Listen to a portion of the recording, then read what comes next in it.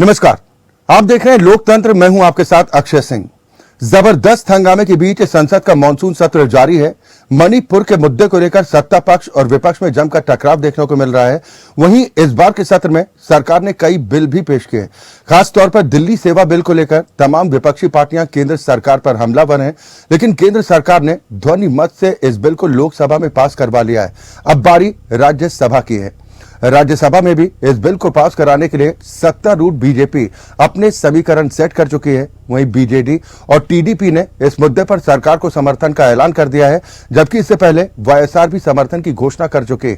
इन सब के बीच बिल के राज्यसभा में पेश होने से पहले अरविंद केजरीवाल को एक बड़ा झटका लगा, क्योंकि पहले बीएसपी ने इस बिल पर केजरीवाल का समर्थन करने की बात कही थी, लेकिन अब बीएसपी सुप्रीमो मायावती ने लोकसभा और राज्यसभा में वोटिंग का बॉयकॉट करने की घोषणा कर दी। अब ऐसे में सवाल यही है कि राज्यसभा में विपक्षी पार्टियों का गठबंधन इस बिल को आखिर कैसे रोक पाएगा।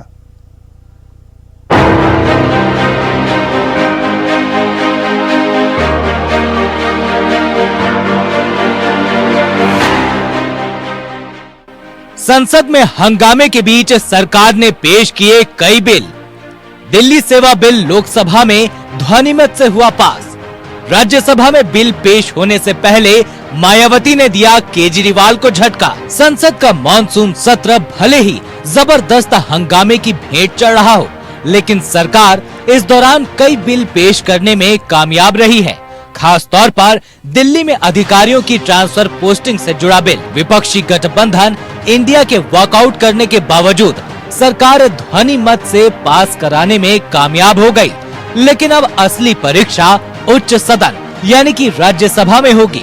अरविंद केजरीवाल इस बिल के खिलाफ विपक्षी दलों को एकजुट करने की कवायद में जमकर पसीना बहाते नजर आए थे, लेकिन राज्यसभा में विपक्षी गठबंधन का समीकरण गड़बड़ाता नजर आ रहा है। दरअसल बीजेडी और टीडीपी जैसे दल सरकार को समर्थन का ऐलान कर चुके हैं। वहीं वाईएसआर पहले ही इस बिल पर सरकार के साथ जाने का ऐलान कर चुकी है। वहीं बीएसपी सुप्रीमो मायावती ने अरविंद केजरीवाल को जोर का झटका जोर से दिया है। मायावती ने ऐलान किया है कि दिल्ली सेवा बिल को लेकर उनकी पार्टी लोकसभा और राज्यसभा में वोटिंग का बॉयकॉट करेगी। वहीं लोकसभा में जब दिल्ली सेवा बिल को पेश किया गया, उस दौरान गृह मंत्री अमित शाह ने विपक्षी गठबंधन इंडिया की नीयत पर सवाल करते हुए जोरदार हमला बोला था। अमित शाह ने कहा था कि दिल्ली केंद्र शासित प्रदेश है, ऐसे में केंद्र सरकार को दिल्ली को लेकर कानून बनाने का अधिकार है। जब इसको संसद के सामने मेरे साथी नित्यानंद जी ने पेश किया, तब थोड़ा शोर शराबा भी हुआ। कुछ मान्यवर सदस्यों ने मुद्दे उठाए थे। राज्यसभा का समीकरण। राज्यसभा के कुल सांसदों की संख्या है 238। बीएसपी का राज्यसभा में एक सांसद है। वोटिंग का बॉयकॉट करने पर संख्या होगी 237। बहुमत के लिए 119 सांसदों की जरूरत पड़ेगी। विपक्षी दलों के गठबंधन इंडिया के पास है 105 सांसद। बीजेपी और सहयोगियों को मिलाकर सांसदों की कुल संख्या है 103। दो निर्दलीय सांसदों के अलावा बीजेपी को बीजेडी, वाईएसआर और टीडीपी का समर्थन। इस हिसाब से एनडीए खेमे के पास होंगे 124 सांसद, यानी राज्यसभा का गणित सत्ता पक्ष के फेवर में है। निर्दलीय सांसदों और बीजेडी, टीडीपी और वाईएसआर के समर्थन के बाद अंक गणित के लिहाज से सरकार का पलड़ा भारी है।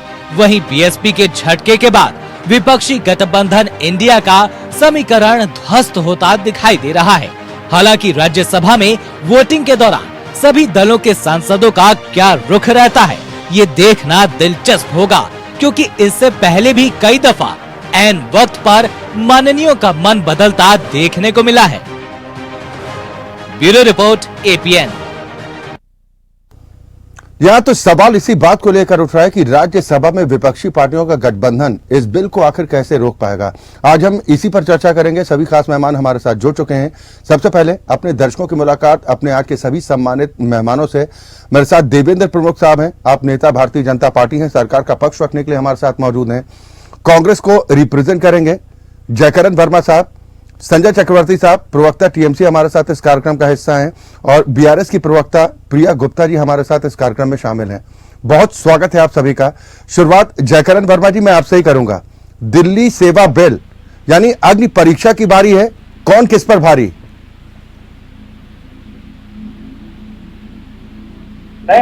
देखिए ऐसा है, गृह मंत्री साहब ने जो बयान देने का काम किया। जी हेलो जी जी वर्मा जी बोलिए।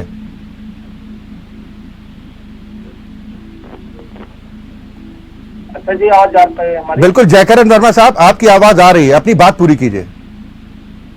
हाँ देखिए, अच्छा जी, मेरा इतना कहना है कि माननीय गृह मंत्री जी ने सदन में जो बयान देने का काम किया और ये बताने का काम किया और कुछ देश में उस पर उन्होंने चर्चा करने का काम नहीं किया, जिसपे आज बहुत जरूरी देश पर चर्चा करने की देश पे जरूरत है। माननीय गृह मंत्री जी के द्वारा दिल्ली में जो बिल पेश किया गया, दिल्ली के अध्यादेश के लिए जो करना चाहते हैं, उनसे मेरा प्रश्न है, भारतीय जनता पार्टी से मैं पूछना चाहता हूं, देश की जनता जो चाहती है, भारतीय जनता पार्टी उस पर अपने आप को बंद कर लेती है, कान से सुनना नहीं चाहती, मुंह से बोलना नहीं चाहती। तो आज जरूरी मुद्दे इस देश के लिए है, उन जरूरी मुद्दों पर गृह मंत्री जी कभी वाक्य दो शब्द नहीं बोल पाते हैं। मोदी जी की चुप्पी जग जाहिर है, उनके नड्डा साहब की चुप्पी जग जाहिर है। वो आज एक बिल पास कराते हैं, दो बिल पास कराते हैं या नहीं करा पाते हैं या करवा लेते हैं, ये मुद्दा आज देश के लिए नहीं है। देश के लिए मुद्दा ये है जी कि देश की जरूरत क्या है, जरूरत के हिसाब से आज गृह मंत्री और माननीय मोदी जी सदन में बैठना नहीं चाहते, बात नहीं करना चाहते। आज की स्थिति देश से बद से बदतर होती जा रही है। आज जो स्थिति भारतीय जनता पार्टी की सरकार में है, शायद ये आगे नहीं। तो मैं इतना कहकर अपनी बात को खत्म करूंगा। देश के खिलाफ, जनता के खिलाफ, जनता के हकों को मारने वाला जो भी बिल, जो भी अध्यादेश आएगा, इस सरकार का पतन जारी है। मोदी जी के झूठ के घड़े फूट चुके हैं और सरकारें जब आएंगी तो जनता के हकों को मारने वाले कानून को बदलने का काम किया जाएगा, जो जनता के हित में होगा। आज इनका राज है, जबरदस्ती जयकरण वर्मा के मुंह पर ताला लगा सकते हैं, लेकिन ये जनता है, जनता जिस कुर्सी पर आपको बिठाती है, बदलना भी जाता। ठीक है जयकरण वर्मा साहब, इसका मतलब क्या निकाला जाए कि राज्यसभा में बिल पेश होने से पहले आत्मसमर्पण कर दिया, सरेंडर कर दिया आप लोगों ने? नहीं, समर्पण नहीं कर दिया अक्षय जी। देखिए, हम समर्पण करने वाले लोग नहीं हैं। मैं तो आपसे कहना चाहता हूँ कि राहुल गांधी जी लौट रहे हैं जिन बौछारों के साथ माननीय मोदी जी, उनकी पूरी भारतीय जनता पार्टी जिन सवालों से बचना चाहती थी, अब फिर वही सवाल दागे जाएंगे। जवाब देना होगा मोदी जी को। जब मोदी जी से पूछा जाएगा कि 20,000 राज्यसभा पर स्थिति पर आप जवाब नहीं दे पा रहे हैं ना, इसलिए मैंने सवाल पूछा। आपने कहा कि बाकी चीजें छोड़िए, देश में हालात खराब है, लेकिन हम तो चर्चा कर रहे हैं ना कि दिल्ली सेवा बिल को लेकर, दिल्ली सेवा बिल पर हम चर्चा कर रहे हैं ना कि इस पर विपक्षी गठबंधन कैसे रोक लगा पाने में कामयाब होगा। इसीलिए मैंने सवाल किया कि क्या आत्मसमर्पण इसको माना जाए जो आपने कहा, या आपको लग रहा है कि अभी इंतजार करना चाहिए? आप समर्पण, अच्छा जी, आप बार बार करें, आप समर्पण करने वाले, आपको जो इंडिया है, इंडिया आप समर्पण के लिए बनी है क्या? इंडिया को आप इतना कमजोर समझते हैं कि आप समर्पण कर देगी और मोदी जी के और गृह मंत्री के सामने? ये तो मजाक जैसी बातें हैं। इंडिया जो है लड़ेगी देशद्रोहियों से, देश के विरोध में काम करने वाले लोगों से, देश की संस्थाएं बेचने वाले नेताओं से। ये इंडिया लड़ने का काम करेगी। इंडिया के लोग, इंडिया के सहयोगी दल जो भी है, इनसे डरने वाले नहीं। इनकी सीबीआई जो भी है, इन्होंने सारा प्रयोग करके देख लिया। अच्छा जी, ये इंडिया के लोग डरने वाले नहीं। ठीक है, संजय चक्रवर्ती साहब भी हमारे साथ हैं। ये नाम को लेकर इमोशनल कार्ड खेला जा रहा है क्या संजय चक्रवर्ती साहब, कि हमारे गठबंधन का नाम तो इंडिया है, इसके खिलाफ बोल कर दिखाओ? नाम के आधार पर कंधे पर बंदूक चलाएंगे क्या? नहीं, ऐसा कुछ नहीं है। नाम से क्या होता है सर? काम से होता है। हम काम करके दिखाएंगे, काम कर रहे हैं, काम करके दिखाएंगे। कर्म अपने हाथ में है। हम गीता के उपदेश पे विश्वास करते हैं कि कर्म किए जा, फल की इच्छा मत करे इंसान। जैसा कर्म करेगा वैसा फल देगा भगवान। अरे फल की इच्छा के लिए अंक गणित तो पूरा होना चाहिए राज्यसभा में। अरे सर मेरी बात तो पूरी कर लेने दीजिए। पहली चीज क्या है कि हम इस समय विपक्ष निश्चित रूप से कमजोर है, और इतना मैं आपसे बता सकता हूँ कि गेहूं के साथ घुन पिसता है। अब जो दल इनको समर्थन कर रहे होंगे, क्योंकि मोदी जी का जो भी इस समय एक हवा मंडल जो था वो खत्म हो चुका है, और जो समर्थन कर रहे हैं वो दल के समर्थन कर रहे हैं इनको, और ये फ्लोर पे टेस्ट हो जाएगा कि कौन किसके साथ है, कौन किसके साथ नहीं है। ये फ्लोर टेस्ट होगा, ठीक है। दूसरी बात ये है कि नाम बड़ा नहीं है, हम अपने काम को लेकर के आए हैं। हमारे जितने लोग हम लोग साथ हैं वो सब कोई ना कोई सरकार ज्यादातर चला रहे हैं या विपक्ष में है, तो हम लोग सब बड़े दल हैं, और आने वाले चुनाव में इनको झटका लगेगा। और मैं आज देश के सभी लोगों को आपके चैनल के माध्यम से ये बताना चाहता हूं कि आज भी जो लोकतंत्र को मानते हैं उनके लिए एक बहुत बड़ा दिन है। ठीक है, क्योंकि आज राहुल गांधी के राहुल गांधी विषय नहीं आप चर्चा करना, चक्रवर्ती साहब। मैं एक शुभकामना, लेकिन आपने अभी एक बात का जिक्र किया। अरे सर आप मिठाई भिजवाइए, है ना, कार्ड भिजवाइए, उससे मतलब नहीं। लेकिन जो हम विषय पर चर्चा कर रहे हैं, मुझे ये बताइए, आपने कहा कि गेहूं के साथ घुन भी पिसता है, ये घुन है कौन? ये केजरीवाल साहब की तरफ इशारा कर रहे हैं क्या? बहुत सारे दल हैं जो आपको पता है कि जिन्होंने समर्थन इनके साथ किया हुआ है। वो अड़तीस दल के अलावा भी कुछ दल ऐसे हैं क्योंकि जनता अब समझ चुकी है, वो जनता मूर्ख नहीं है, इतनी बेवकूफ नहीं है कि उसको उनको दिख नहीं रहा है कि जो वादे सरकार ने किए थे वो सरकार ने वादे पूरे नहीं किए। और सबसे बड़ी चीज, पूरी हवा इनके खिलाफ है। चुनाव करा करके ये देख लें, प्रोटेस्ट में नहीं होगा, संसद नहीं। चलिए ठीक, अब तो 10 महीने का तकरीबन वक्त बचा है, चुनाव भी होंगे, और जनता को, जिसको आप जनार्दन कहते हैं, वो तो अपना फैसला सुनाएगी। लेकिन मैं उससे पहले आपसे समझना चाहूँ देवेंद्र प्रमुख साहब कि समीकरण तो बीजेपी की तरफ से सेट कर लिया गया, लेकिन आपको नहीं लग रहा कि ये बड़ी अग्नि परीक्षा है? देखिए अक्सर सर, दोनों तरफ से बात निकल कर आई है, और जिस तरफ से चक्रवर्ती साहब ने कहा, राहुल जी को मेरी भी बधाई है, क्योंकि राहुल जी का रहना बहुत जरूरी है। जब आप कहीं क्लीन स्वीप की बात कर रहे हो, जब किसी टीम को आप फतेह करने की बात कर रहे हो, तो टीम का जो कैप्टन है, कबड्डी की टीम में जो प्लेयर होते हैं वो आउट हो जाता है, तो कहता अगर मैं खेलता तो शायद जो टीम नहीं हारती। इसलिए राहुल का रहना बहुत जरूरी है। और राहुल के यानी अच्छा बैट्समैन मानते हैं ना राहुल गांधी को? जी अच्छा जी, अच्छा बैट्समैन तो मानते हैं राहुल गांधी को? नहीं, अच्छा बैट्समैन मानते तो हम डरते। हम राहुल गांधी को अच्छा बैट्समैन इसलिए नहीं मानते कि राहुल गांधी की जगह कोई और अगर बैट्समैन आता तो वो शायद रन ज्यादा बना लेता, नाम कम होता। लेकिन ये रन नहीं बना पाएगा, जीरो पर बड़ा बड़ा जो है नाम चला गया, और जीरो पर आउट होना राहुल गांधी जी को पहली गेंद पर होना। संसद में राहुल के लिए आना इसलिए जरूरी है कि पूरा देश उस ड्रामे को फिर से देखे जिसको वो करते आए। वो पर्चे फाड़ना या वो चिल्लाना, वो इस तरीके की भाषा का यूज करना, वो सारी चीज हम भी देखना चाहते हैं। और ये जो कार्रवाई जिस पर आज हम चर्चा कर रहे हैं, माननीय गृह मंत्री जी ने स्पष्ट कहा है कि आप सब चीज पर चर्चा करो, आपको सब कुछ के लिए आमंत्रित कर रहे हैं। रही बिल की बात, मैं इस पर क्लियर कर देता हूँ। अभी लोकतंत्र की बात हमको बहुत अच्छे से समझा रहे हमारे मित्र। लोकतंत्र जनता देख रही है, जनता देख रही है, तभी तो ये परिणाम है कि मोदी जी यहाँ बैठे हैं, यहाँ जनता के आशीर्वाद से बैठा। और जनता देख रही है तभी तो, देखिए गठबंधन से YSR की बात कर रहे हैं, हम BJD की बात कर रहे हैं, आज बहन जी की भी बात कर रहे हैं, साथ में गठबंधन में। लेकिन केजरीवाल जैसे नेता को मुझे कहनी नहीं चाहिए इस पर बैठकर, जिस तरीके की वो उछल कूद मचाते, पूरा देश उनसे वाकिफ है और क्या चाहते हैं।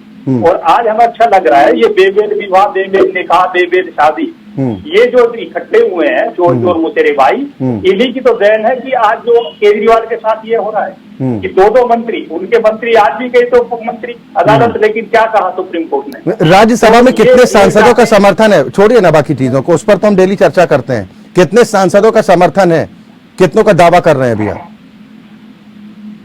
देखिए अच्छा सर, अभी कुछ जल्द होगा, जल्दबाजी होगी कह लीजिए, लेकिन जितना हमारा आंकड़ा है, जितना आपने टोटल किया आपके गणित से भी इस डिबेट में भी निकल कर आया। मैं कहता हूँ कि उससे हम कुछ ज्यादा बढ़कर हैं। कुछ लोग गुप्त रूप से जो वो विपक्ष के गठबंधन में उनकी मजबूरी है, लेकिन अब समर्थन देगी इस बिल को, क्योंकि वो चाहते हैं कि ये मुक्ति मिले। ये जो जिस तरह आज दिल्ली का हाल है ना, आज पूरे देश में अगर सबसे ज्यादा पॉजिटिव स्थिति है तो दिल्ली प्रदेश की है। देश की राजधानी होगी। हमसे कहते हैं कि क्यों बिल ला रहे हैं, इसलिए ला रहे हैं कि आप जेलों में पड़े हो, आप पर मुकदमे दर्ज है, भ्रष्टाचार है। आपने 1 मिनट में अपनी कैबिनेट का एक प्रस्ताव पास कर विधायकों की तनख्वाह दुगनी कर दी। आपने अपने बजट का जितना भी काम था आपकी पार्टी का उसको 4 गुना कर दिया। आपने जिस तरीके के सारे काम अपनी मर्जी के थे उनको 8 गुना कर दिया। लेकिन रोड, सड़क और पानी और बिजली की जब बात आती है तो दिल्ली का, उत्तर प्रदेश दुनिया का 5वां आबादी का देश बनता है। ठीक है, प्रिया गुप्ता जी भी मेरे साथ हैं।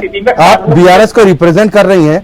बीआरएस की तरफ से दरअसल कहा गया कि ना तो हम इस विपक्षी गठबंधन इंडिया के साथ हैं और ना ही एनडीए के साथ हैं। प्रिया गुप्ता जी, क्या रणनीति आप लोगों की रहने वाली? जी हाँ, बिल्कुल सही सुना आपने, और यही हमारे सुप्रीमो की तरफ से कहा गया है। हम ना ही एनडीए के साथ हैं और ना ही हम किसी और के साथ हैं। हम हमारा अपना लेकर के चल रहे हैं, अपनी पार्टी के वर्चस्व पर आगे बढ़ रहे हैं, अपनी ताकत के ऊपर आगे बढ़ रहे हैं। लेकिन जिस तरह से भारतीय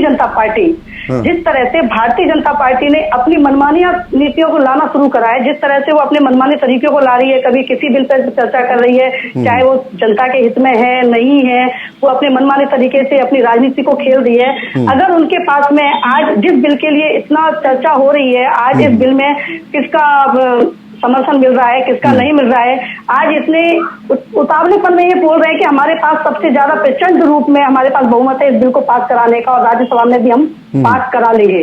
तो मैं कहीं ना कहीं भारतीय जनता पार्टी के लोगों से, अमित शाह जी से पूछना चाहती हूँ आपके माध्यम से, क्या संविधान को आप बदल सकते हैं? संविधान का आधार बदले बिना आप किसी भी बिल को ला करके उसके ऊपर आप अपना वर्चस्व बनाने की कोशिश करेंगे तो ये क्या पॉसिबल हो पाएगा? ये पॉसिबल कहीं से भी नहीं होगा। आपको कहीं से भी किसी का भी अधिकार छीनने का हक नहीं है। आप किसी भी पार्टी को किसी का भी अधिकार छीनने का अधिकार नहीं है। और तो समर्थन फिर क्यों नहीं कर रहे आप लोग? नहीं, समर्थन क्यों नहीं कर रहे हैं वो भी हमारे सुप्रीमो द्वारा आपको मालूम हो जाएगा। लेकिन कहीं ना कहीं भारतीय जनता पार्टी जो कर रही है, मैं उसके ऊपर ही आपको जवाब देना चाहती हूँ। अगर आज आपके पास में इस बिल को समर्थन है, इस बिल को पूर्ण रूप से आप ला सकते हैं, तो फिर क्यों आप वुमेन्स रिजर्वेशन बिल को आप नहीं ला पा रहे हैं? तो कहीं ना कहीं आप सामने वाले को नीचा दिखा करके ऊपर जाने की कोशिश कर रहे हैं। लेकिन हमारे सुप्रीमो इस चीज को बहुत अच्छे से जान चुके हैं, और इस बिल का समर्थन करना, इस बिल का समर्थन ना करना, अभी इसमें राज्यसभा तक जाने का समय है। तो जो भी डिसीजन हमारे सुप्रीमो द्वारा लिया जाएगा वो भी आपके सामने आ जाएगा। नहीं, वो तो आ जाए, इतनी गफलत क्यों? अभी भी आप लोगों में कंफ्यूजन है इस बात को लेकर कि करना क्या है। आप लोग समझ नहीं पा रहे हैं कि विपक्षी गठबंधन के साथ जाना है या सत्ता पक्ष का फेवर करना है? नापतोल कर रहे हैं क्या? विपक्षी गठबंधन के पास साथ में क्यों जाएंगे? एक बात बताइए, विपक्षी में कांग्रेस पार्टी कांग्रेस पार्टी आती है। 70 साल इस देश में कांग्रेस पार्टी ने राज किया। इस देश के लोगों का क्या भला हुआ? इस देश का क्या भला हुआ? वहीं दूसरी तरफ जहाँ भारतीय जनता पार्टी इतने सालों से राज कर रही है, उसने इस देश को क्या दिया? तो कहीं ना कहीं एक तरफ सापनाथ है तो एक तरफ नागनाथ है। ठीक है, एक तरफ सापनाथ है, एक तरफ नागनाथ है, तो हम क्यों सारनाथ के साथ जाए, क्यों नागनाथ के साथ जाए? हम हमारा वर्चस्व अपना लेकर के इस देश के लिए खड़े हुए हैं। चलिए, मैं ठीक है, आपने वर्चस्व की बात कही कि हम अपना वर्चस्व के साथ आगे बढ़ेंगे, लेकिन आपका अकेले दम का वर्चस्व कितना कारगर साबित होगा? क्योंकि बीआरएस की तरफ से कहा जा रहा है कि बदलाव होना चाहिए, लेकिन ये बदलाव क्या बीआरएस अकेले दम पर ला पाने में सक्षम है? आप कह रहे हैं कि तमाम दोस्त हमारे साथ हैं, क्या उनके बलबूते पर इस तरह का बदलाव हो पाएगा? आप कह रहे हैं कि मीडिया कर्मियों को सहयोग करना चाहिए। मीडिया कर्मी क्या करेंगे? देखिए, मैं जो सच्चे दिल से काम करते हैं, जिनके दिल में जनता है, जिसके दिल में किसान है, जिसके दिल में सम्मान है और जिसके दिल में जवान है, कहीं ना कहीं वर्चस्व लाने के लिए और बदलाव लाने के लिए इस देश का किसान, इस देश का जवान। ठीक है प्रिया गुप्ता जी, लेकिन किसके दिल में क्या है इसकी परीक्षा करने के लिए कोई ऐसा उपकरण तो आज तक बना नहीं है।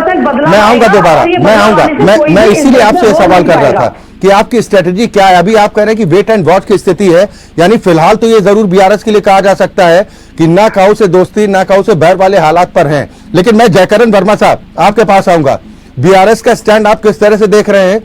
एक की संज्ञा यानी कि बीजेपी की संज्ञा वो नागनाथ से कर रहे हैं और आपकी सांपनाथ से। देखिए अच्छा जी, कौन कौन सा नाम किस पार्टी को देना चाहता है, ये उनके विवेक पर निर्भर करता है। हम कौन होते हैं कि उनको सलाह देने वाले या उनके विचारों और सिद्धांतों को बदलने वाले। ये पार्टियां अपने अपने विचारों पर चलती हैं, अपने अपने क्षेत्र के हिसाब से उनका राजनीति करने का तौर तरीका है। मैं सिर्फ इतना कहना चाहता हूं, जिस प्रकार से बार बार मैं कहता हूं कि जिस प्रकार के आज देश में हालात हैं, उस हिसाब से सरकारों के नीति और नियत ठीक नहीं है। लगातार देश विरोधी, जनता के हितों, हक हकूक विरोधी कानून को ये जबरदस्ती देश में लाना चाहते हैं, जबरदस्ती ये चाबुक बरसा करके उनको मनवाना चाहते हैं। मैं ही नहीं, पूरे देश की जनता इसके खिलाफ है। रही बात माननीय मोदी जी की, गृह मंत्री जी की, तो सब कोई जानता है कि ये सरकार सिर्फ और सिर्फ हम दो और हमारे दो की सरकार है। इसको देश की जनता से, यहाँ तक कह लीजिए कि भारतीय जनता पार्टी से भी कोई मतलब नहीं है। आपने देखा होगा कि इन्होंने, माननीय मोदी जी और अमित शाह जी ने भारतीय जनता पार्टी को ही कुचल डाला, बजरंग दल को कुचल डाला, इनके जितने संगठन थे उनको इन्होंने कठपुतली बना दी। तो ये तो आप लोगों के लिए बेहतर है ना, समाप्ति पर है, समाप्ति पर इनके भारतीय जनता पार्टी के अंदर भी एक कलह उभर कर सामने आ रही है इस 2024 में।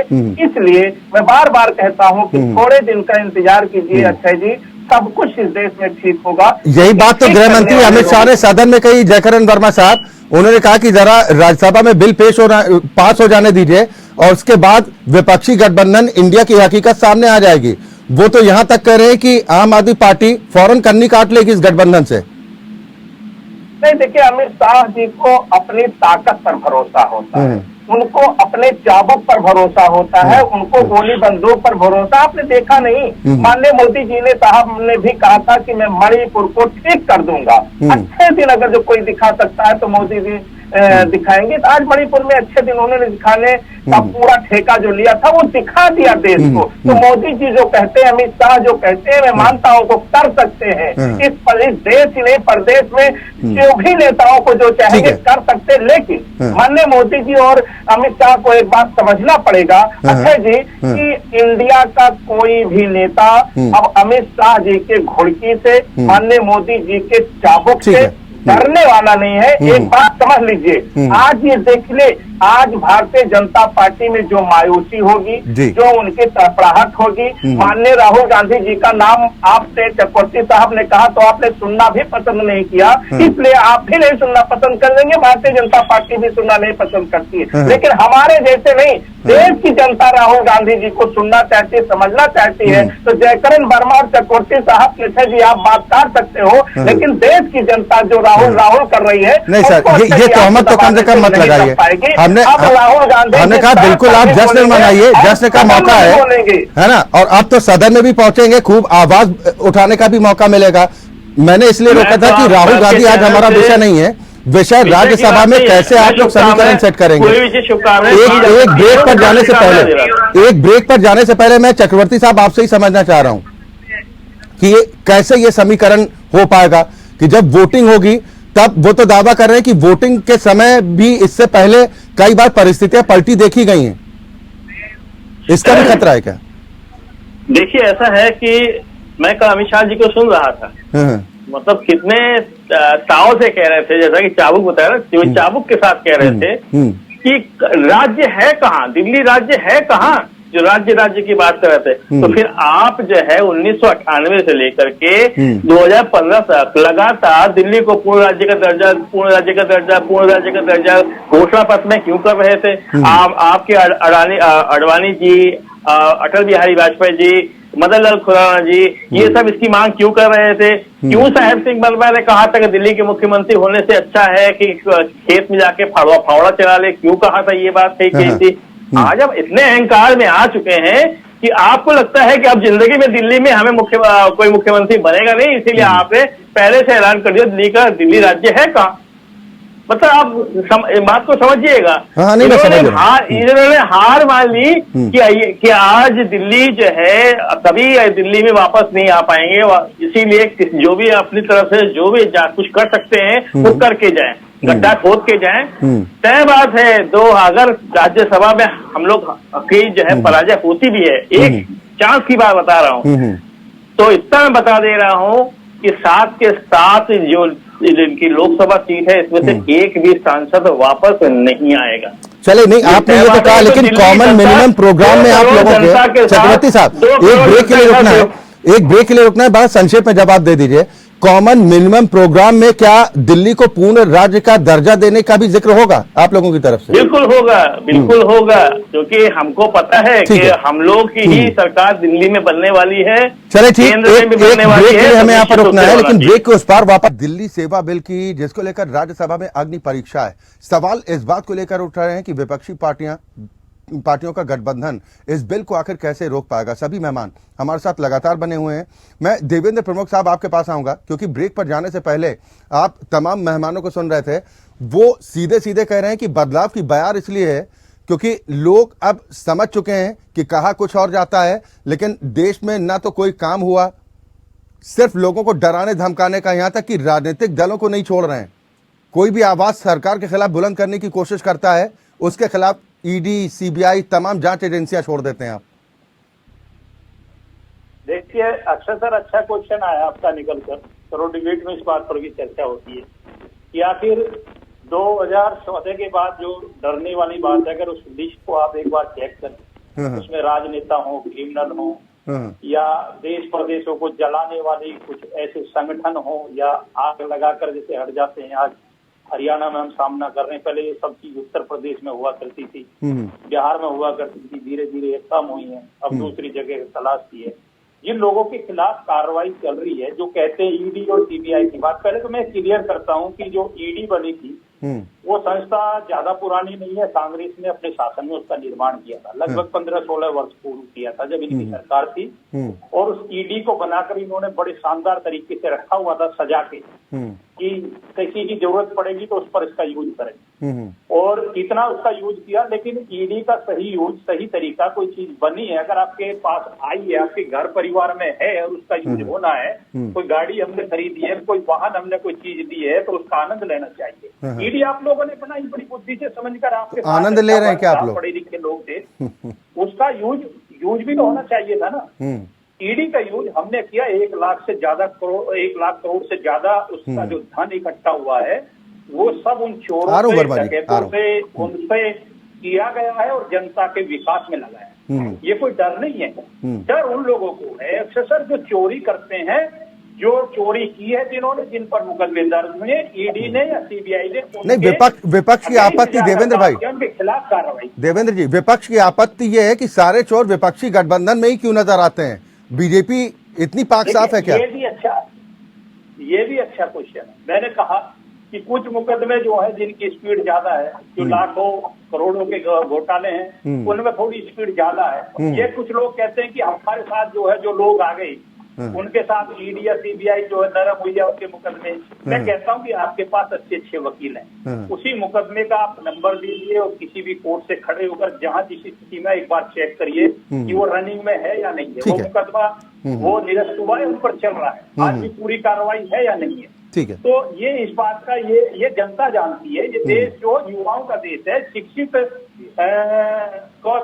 उन युवाओं का, जो दुनिया में सबसे बड़ी संख्या में भारत में सब चीज सर्च। ठीक है, अब हम वापस अपने इस बिल पर आते हैं। जो नेतृत्व है वो कमान किसके हाथ? ठीक है, जयकरण वर्मा साहब अपनी बात भी पूरी कीजिए, और साथ ही एक सवाल ये कि बीएसपी सुप्रीमो अचानक से बैकफुट पर लौट आई, इसके पीछे वजह आपको क्या दिखाई दे रही? कौन गया होगा? अच्छा जी, देखे बहन जी के बारे में आप भी जानते हैं, पूरे दल के लोग जानते हैं, देश दुनिया जानती है कि उनको अपने सुविधानुसार बयान देना है, सुविधानुसार सहयोग देना है, और ज्यादा कुछ कहना ठीक नहीं है उनके बारे में। अब उनकी पार्टी के लोग भी जानते हैं, शायद इसीलिए आज बहन जी का स्थिति भी डमाडोल है उनके क्रियाकलापों के नाते, क्योंकि अब वो अपने सुविधा के अनुसार, अपने व्यक्तिगत सुविधा के अनुसार उस दल को चलाना चाहती हैं। और जबकि बहुजनों का उनसे बार बार ये निवेदन भी होता है कि ये बहुजनों का दल है, बहुजनों की आवाज को बहन जी बुलंद करें, इससे बहुजनों के लिए अच्छा होगा और दल के लिए भी अच्छा होगा और शायद देश के लिए भी अच्छा होगा। लेकिन वो बहन जी का मामला, वो क्या कहते हैं उन पर मैं अभी भाजपा के साथी कह रहे थे कि जो कांग्रेस सरकार ने जिनको बनाने का काम किया, जो व्यवस्थाएं देने का काम किया, उसका सही प्रयोग कांग्रेस या अन्य दल नहीं कर पाए, क्योंकि ये मानते हैं जो कांग्रेसियों ने बनाने का काम किया उसका सही प्रयोग किए होते तो आज माननीय मोदी जी उसको बेच करके सही पैसा किसको दे रहे हैं, ये इनका तरीका हो सकता है। जिस प्रधानमंत्री के कुर्सी पर बैठ करके माननीय मनमोहन सिंह या अन्य दलों के नेताओं ने देश का विकास करने का काम किया, आज उसका सही प्रयोग माननीय मोदी जी कर रहे हैं। इस देश को बेच करके हमारे दो की सरकार चला रहे हैं, अदानी सबकी जेब भर रहे हैं और 600 से दूसरे नंबर पर लाने का काम कर रहे हैं। मैं इतना कहना चाहूंगा भारतीय जनता पार्टी के लोगों से, उनके प्रवक्ता से, सही संस्थान, सही जगह, सही व्यवस्थाएं जो कांग्रेस ने बनाई है उसको बचाए रखिए, उसको बेच करके बर्बाद देश को मत करने का काम कीजिए। ठीक, ये आपका आरोप है, ये आपका आरोप हुआ, जनता जाना। लेकिन जयकरण वर्मा साहब, जिन दलों के साथ आपका समर्थन है उनमें से एक आम आदमी पार्टी भी है। आम आदमी पार्टी के मुखिया अरविंद केजरीवाल इससे पहले इन्हीं जांच एजेंसियों पर सवाल उठाते रहे हैं और ये कहते रहे कि ये जांच एजेंसियां खोली क्यों थी, इन पर तो ताला डाल देना चाहिए।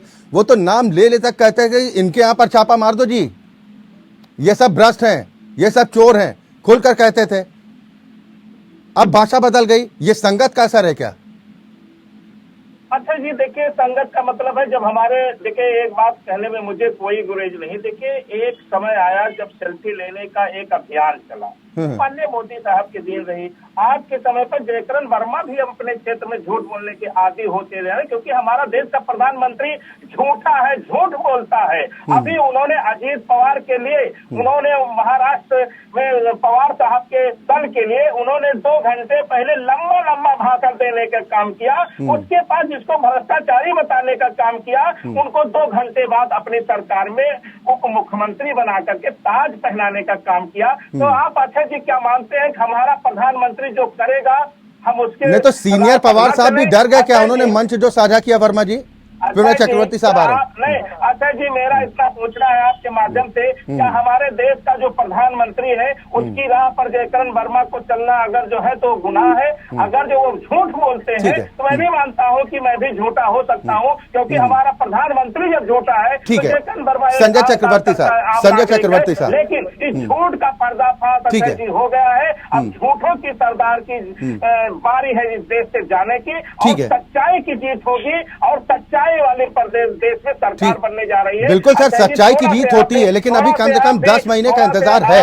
लेकिन इस दरमियान जो समीकरण बन बिगड़ रहे हैं उस पर तो हम चर्चा करते ही हैं, लेकिन दिल्ली सेवा बिल पर हम कर रहे हैं कि क्या दिल्ली सेवा बिल लिटमस टेस्ट के तौर पर देखा जाए चक्रवर्ती साहब, इस विपक्षी एकता के गठबंधन इंडिया के लिए, कि लिटमस टेस्ट है?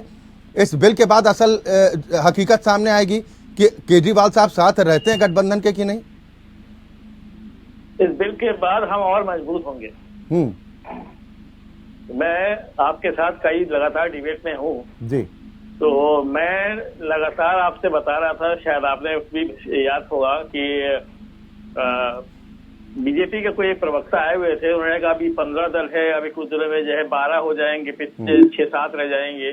लेकिन मैंने कहा तो दल बढ़ेंगे और बढ़ते बढ़ते हम 26 तक पहुंचे। तो हमारे 26 को देखते इनके अंदर इतनी घबराहट आई कि इन्होंने कहा कि अरे वो कह रहे हैं आप 26 को लेकर इतना उतावले हो रहे हैं, हमारे पास तो 56 इंच वाला है। 56 इंच वाला ही तो ऑफिस को लेकर क्या है पीछे तोड़ ताड़ करके, आपने देखा होगा। आप अगर भारतीय जनता पार्टी के, आप सिर्फ एक काम करिएगा, एक बार गिनती गिन लीजिएगा भारतीय जनता पार्टी के 301 सदस्यों को हटा करके बाकी देख लीजिए इनके एमपी कितने हैं, आपको समझ नहीं आ जाएगा। वो कह रहे हैं कि जब 301 में ही सारा काम हो गया तो बाकी अगर जीतते हैं तो बहुत अच्छी बात। मैं इसीलिए पूछ रहा हूँ ना कि किसी पार्टी का, बहुत सारे ऐसे पार्टी हैं जिनका अभी तक रजिस्ट्रेशन तक नहीं हुआ। ठीक है, नहीं लेकिन एक चीज मुझे बताइए ना, नहीं एक चीज बताइए, देखिए इस बिल को लेकर समर्थन का ऐलान बीजेडी की तरफ से कर दिया गया, वाईएसआर की तरफ से कर दिया गया, टीडीपी की तरफ से कर दिया गया, अब बहन जी की तरफ से इसको इनडायरेक्ट समर्थन कहा जाए कि इनडायरेक्ट समर्थन कर रही भारतीय जनता पार्टी को, या हवा का रुख भाप कर ऐसा ये परिवर्तन है? चक्रवर्ती साहब, फोन पहुंचा होगा उसको, फोन बिना फोन के ऐसे मायावती जो है, क्या फोन भी ट्रेस करवाने लगे क्या आप लोग? नहीं हम लोग क्यों करवाएंगे? नहीं तो जानकारी आपको कैसे कि फोन पहुंचा होगा? जरूर पहुंचा होगा, तभी तो इन्होंने बॉयकॉट कर दिया। आदमी पलटता क्यों है? क्यों आप देखिए 2019 के बाद मायावती एकदम शांत हो गई। यहाँ तक कि विधानसभा चुनाव में भी एक्टिव नहीं थी, अभी निकाय चुनाव हुआ उसमें एक्टिव नहीं थी। तो ऐसा क्या हो गया कि अचानक एक दल पूरा का राष्ट्रीय स्तर तक दल पहुंचा था, वो अचानक क्षेत्रीय दल के से भी नीचे गया गुजरा हो गया। तो मायावती की तबीयत तो खराब है नहीं, तो वो कहीं ना कहीं अपने बचाव के लिए लगी हुई है। अभी इन्होंने कहा था, चले ठीक, यानी आपने कहा कि उनकी तबीयत खराब तो है नहीं, आगे तबीयत खराब ना हो इसलिए हो सकता है कि इस तरह का हृदय परिवर्तन हुआ। लंबे समय तक वो उनकी जो है वो स्वस्थ रहे, वो आबाद रहे, हम लोग तो यही चाहेंगे। मैं एक आखिरी संक्षेप में बात बोलना चाहता हूँ। अभी इन्होंने ईडी के बारे में कहा सही उपयोग कर रहे हैं, हाँ बिल्कुल सही उपयोग कर रहे हैं। ऐसे ही थोड़ी ना आपने 800 से ज्यादा एमएलए एमपी को आप लोगों ने। चलिए ठीक, एक और नहीं, हालांकि समीकरणों के हिसाब से सत्ता पक्ष का पलड़ा फिलहाल तो भारी दिखाई दे रहा है, क्योंकि बीएसपी सुप्रीमो मायावती ने भी अरविंद केजरीवाल को जोर का झटका धीरे से दिया है। सभी मेहमान हमारे साथ लगातार बने हैं। मैं प्रिया गुप्ता जी आपके पास आऊंगा, क्योंकि ब्रेक पर जाने से पहले जो हम चर्चा कर रहे थे, आप लोगों ने भी ये कहा कि अब तो देश में बदलाव की बयार बह रही है। यहां पर मुकाबला तो दो धड़ों के बीच में है ना, आप तो थर्ड पार्टी हो गए, कैसे मुकाबला कर पाइएगा? स्ट्रेंथ तो वो नजर आनी चाहिए। देखिए, मुकाबला करने के लिए स्ट्रेंथ नहीं, लेकिन जो लोग वास्तव में इस देश में महंगाई से परेशान होंगे, जो लोग इस देश की अर्थव्यवस्था को सुधारने का काम करना चाहेंगे, जो लोग चाहते हैं कि महिलाओं की सुरक्षा हो, जो दल ये चाहते होंगे कि इस देश का किसान खुशहाल रहे, ये देश खुशहाल रहे, वो दल 100% हमारे थर्ड गठबंधन को समर्थन देंगे। क्योंकि कहीं ना कहीं इस देश में 70 सालों से जो हो रहा है उस चीज को खत्म करके इस देश को तरक्की की ओर, खुशहाली की ओर ले जाना है। कहीं ना कहीं इस देश में जिस तरह से दूसरी सरकारों ने इस देश को लूटा है, जिन लोगों ने आज इस देश में क्या सुरक्षित है बताइए? महिला सुरक्षित है, किसान सुरक्षित है, जवान सुरक्षित है, महंगाई कम है। आज महंगाई के ऊपर बोलने के लिए बोल दिया जाए तो लोगों को पूरा दिन कम पड़ जाए। लेकिन हमारे मुख्यमंत्री, हमारे प्रधानमंत्री जी हैं कि वो महंगाई का माँ बोलने को राजी नहीं है। वो तो माँ तो क्या, वो तो अल्फाबेट ही भूल जाते हैं अगर महंगाई के ऊपर चर्चा करने की बात आए। मणिपुर में औरतों के साथ क्या हो रहा है उस पर भी माँ भूल जाते हैं। तो माँ शब्द जो है ना, वो हमारे माननीय प्रधानमंत्री जी की लिस्ट से कहीं ना कहीं गायब हो गया है।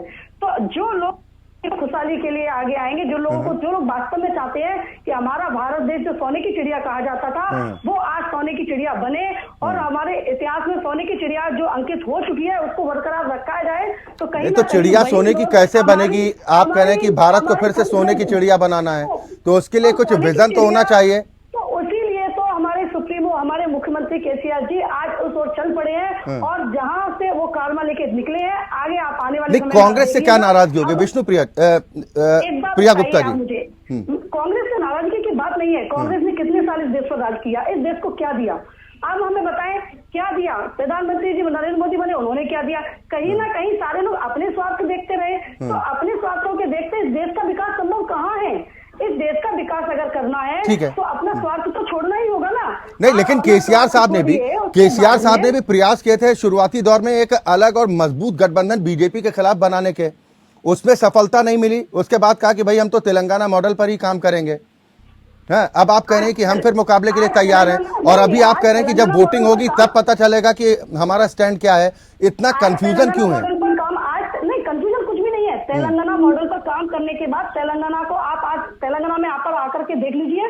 आज दूर दूर से आप पार्लियामेंट होने दीजिए, आप देश में रहने दीजिए, विदेश में रहने दीजिए, आज हर शख्स के मुंह पर तेलंगाना में हुआ डेवलपमेंट तेलंगाना के लिए जाना जाता है। तो कहीं ना कहीं जिन लोगों ने ये बोला था कि तेलंगाना हासिल करने के बाद में यहाँ दंगे कराए जाएंगे, यहाँ पे मारकाट शुरू हो जाएगी और ये कभी भी सक्षम नहीं हो पाएंगे, आज वही तेलंगाना खुशहाल तेलंगाना बनकर नंबर 1 की स्थिति में आ चुका है। और न जाने कितने अवार्ड आज इसी तेलंगाना ने इसी देश में हासिल किए। लेकिन लोकसभा चुनाव में सिर्फ तेलंगाना में वोटिंग नहीं होगी ना, पूरे देश के हिस्सों में होगी। मैं आऊंगा दोबारा प्रिया जी, वहां पर भी तो अस्तित्व होना चाहिए ना दलों का। आपको देश में नहीं, हम आपको अपना बच्चों को अपने देश में ही बना के दिखाएंगे। एक तरफ 38-39 पार्टियों का गठबंधन, दूसरी तरफ 26, आपके पास क्या? हमें लेके काम करेंगे। लेकिन हमारे मुख्यमंत्री जी जो हैं, हमारे बीआरएस पार्टी के जो सुप्रीमो हैं, कहीं ना कहीं उनके माइंड में वो चीज चल रही है। ठीक है, चक्रवर्ती साहब अपनी बात संक्षेप में पूरी कीजिए, फिर मैं देवेंद्र प्रमुख जी और जयकरण वर्मा साहब के पास जाऊंगा। मैं सिर्फ बीआरएस से एक चीज पूछना चाहता हूँ कि लोकसभा में जब बिल पेश होगा बिल में तीन तरह की चीजें हैं। एक होगा या तो आप समर्थन करें, हाँ। दूसरा होगा आप विरोध करें और तीसरा होगा आप बॉयकॉट करें। तीनों में से आप क्या करेंगी? आप चौथा कौन सा स्तंभ लेकर के आएंगी जिसमें जो है यही तो राज वो नहीं खोल रही हैं। प्रिया गुप्ता जी जवाब देंगी, वो कह रहे हैं कि 3 चीजों में क्या क्या कदम होगा। आप अगर समर्थन कर रही हैं तो बीजेपी का समर्थन कर रही हैं, अगर आप विरोध कर रही हैं तो आप हमारा समर्थन कर रही हैं, और अगर बॉयकॉट करें तो भी बीजेपी का समर्थन करेंगे। वो इनडायरेक्ट हो गया। ठीक है, प्रिया गुप्ता जी संक्षेप में जवाब दीजिए। कहीं ना कहीं देखिए, कहीं ना कहीं कांग्रेस पार्टी कहती है कि बीआरएस तो बीजेपी कहती है कि बीआरएस तो बीजेपी कांग्रेस की बी टीम है। तो हम आप लोगों को यही तो बताने की कोशिश कर रहे हैं कि ना तो हम किसी की ए टीम है, ना हम किसी की बी टीम है। ये बात तो आम आदमी पार्टी के लिए भी कांग्रेस की तरफ से कहा जाता था कि भाई आम आदमी पार्टी तो बीजेपी की बी टीम है। बीएसपी सुप्रीमो के लिए कहा जाता रहा भाई वो भी बी टीम है। तो ये तो प्रचार आप ही लोग कर रहे हैं। हम तो कहीं ना कहीं अपना इंडिविजुअल चल रहे हैं, और हमें चलने में हमें मालूम है कि हम चल सकते हैं। और जहाँ हम अपने लिए नहीं कर रहे, ये देश के लिए जा रहे हैं, और देश के लिए जाने वाला संदेश जो देश के हित में होगा वो सामने खड़ा होगा। ठीक है, देवेंद्र प्रमुख साहब, आज देवेंद्र प्रमुख साहब, ये अपने आपने अभी एक बात कही थी कि जिस वक्त वोटिंग होगी उस वक्त परिस्थितियां और भी बदल सकती हैं, यानी क्रॉस वोटिंग की भी संभावना आपको ज्यादा नजर आ रही है क्या? कुछ भी हो सकता है। ठीक, प्रिया जी आऊंगा। देखिए इस बात का प्रिया जी, ये देवेंद्र प्रमुख जी से मेरा सवाल था, मैं आऊंगा दोबारा आपके पास। देवेंद्र प्रमुख जी देखिए अक्षय सर, मैंने जो बोला था वो बिल्कुल उस बात पर कायम हूँ, मैं सच के साथ बोला हूँ। मैंने जो गठबंधन के साथी मैंने कहा था, केजरीवाल जी का भी जिक्र किया मैंने, वो गठबंधन के दूसरे साथियों का भी जिक्र किया। और कुछ जो आप अभी देखा कि प्रदेशों में अलग अलग तरीके से उन्होंने ओपन किया है कि हम या तो बायकॉट करेंगे, बीजेपी के साथ जाएंगे। अभी जो इंडिया गठबंधन की बात कर रहे हैं उसमें से ही कुछ लोग वोटिंग सरकार के पक्ष में करें, क्योंकि दिल्ली के हालात अच्छे नहीं है। उसमें बीआरएस भी हो सकती है क्या? बिल आ रहा है, बीआरएस भी हो सकती है क्या?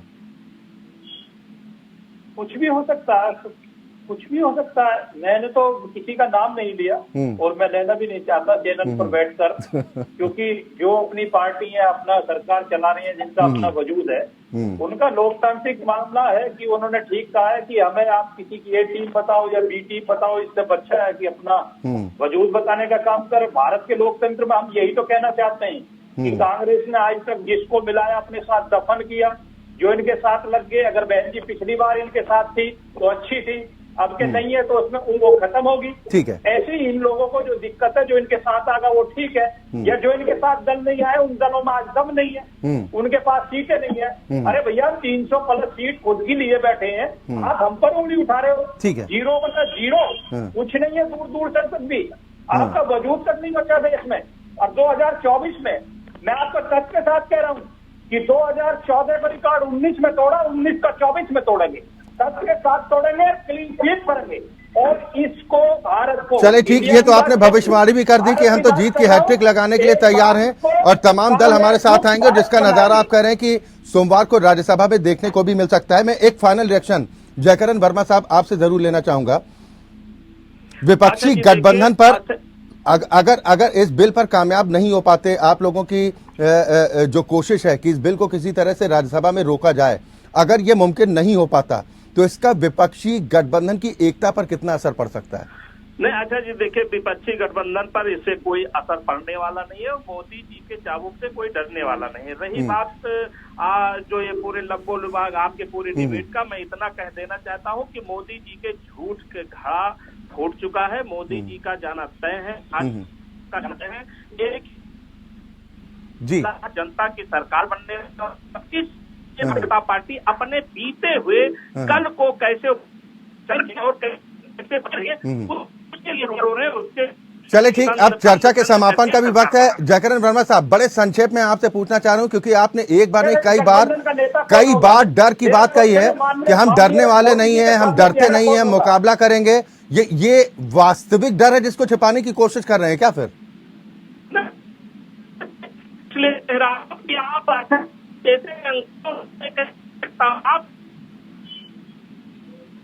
जनता की करिए स्तंभ हो। चले, नेटवर्क इशू की वजह से आपकी आवाज ठीक ढंग से नहीं आ पा रही जयकरण वर्मा साहब। फिलहाल बहुत शुक्रिया आप सभी मेहमानों का, क्योंकि अब चर्चा में समय इससे ज्यादा आगे हम नहीं दे सकते। बहुत शुक्रिया आप सभी मेहमानों का हमारे साथ इस चर्चा में शामिल होने के लिए। कुल मिलाकर विपक्षी एकता की भी परीक्षा कही जा सकती है, तो उधर चुनौती बीजेपी के पास भी है कि इस अग्नि परीक्षा में कैसे पास हो सकती है। हालांकि जो समीकरण दिखाई दे रहा है, अंक गणित जो दिखाई दे रहा है, उसके लिहाज से बीजेपी अभी मजबूत दिखाई दे रही है, लेकिन क्या जिस वक्त वोटिंग होगी उस वक्त परिस्थितियां और भी बदल सकती हैं। इसी के साथ लोकतंत्र में अभी के लिए बस इतना ही। खबरें लगातार जारी।